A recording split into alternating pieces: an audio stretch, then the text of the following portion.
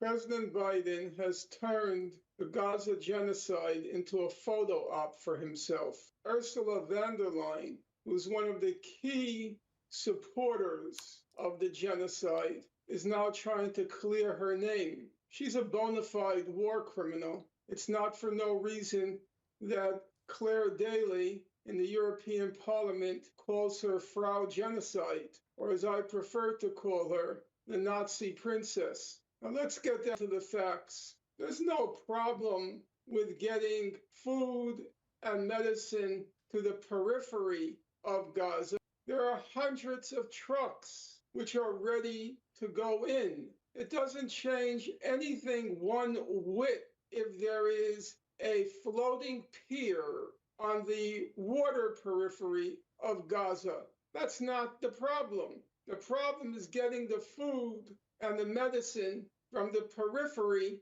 to the people. And Israel is blocking that. It's blocking it both physically and also by its continued indiscriminate bombing to terrorize the civilian population. There's something truly sickening when the President of the United States turns the martyrdom of the people of Gaza into an election year photo op. He's trying to recreate the Berlin airlift of 1948, this time by building a floating pier.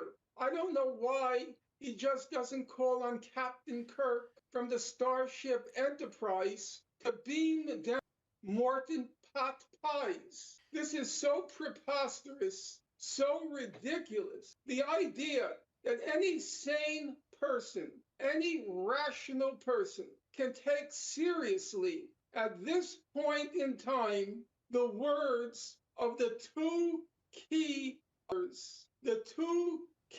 supporters of the Gaza genocide outside Israel, namely Ursula von der Leyen, Frau Genocide, the Nazi princess, and President Biden. It's simply bewildering. But frankly, I don't believe it fools anybody except for those ghouls inside the Democratic Party bubble. And Norman, President Biden and Ursula von der Leyen would no doubt refute those claims were they here to do so.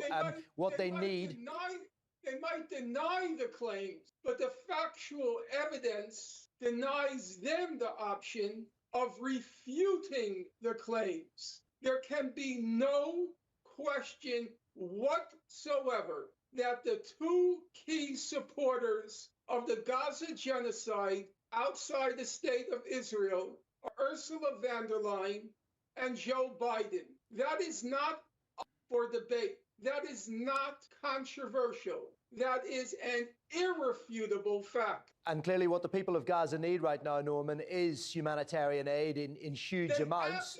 And therefore, what is needed is a diplomatic solution to try and establish further abilities to get that aid into Gaza. Do you hold any positive hopes of a diplomatic solution? No, I do not.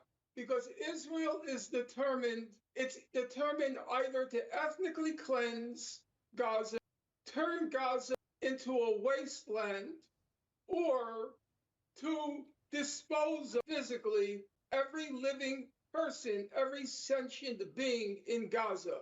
And the United States will not exert the force to stop it. So I cannot say optimistic about a diplomatic settlement, but we should be clear on the facts. Number one, there is no lack of food or medicine earmarked for the people of Gaza. It's there. It doesn't require a floating bathtub. It's right there at the gates of Gaza. It's Israel that's blocking the delivery of the foodstuffs and the medicine. Number two, the chief supporters of the Gaza genocide are now trying to clear their names by pretending to be concerned about the fate of the people of Gaza.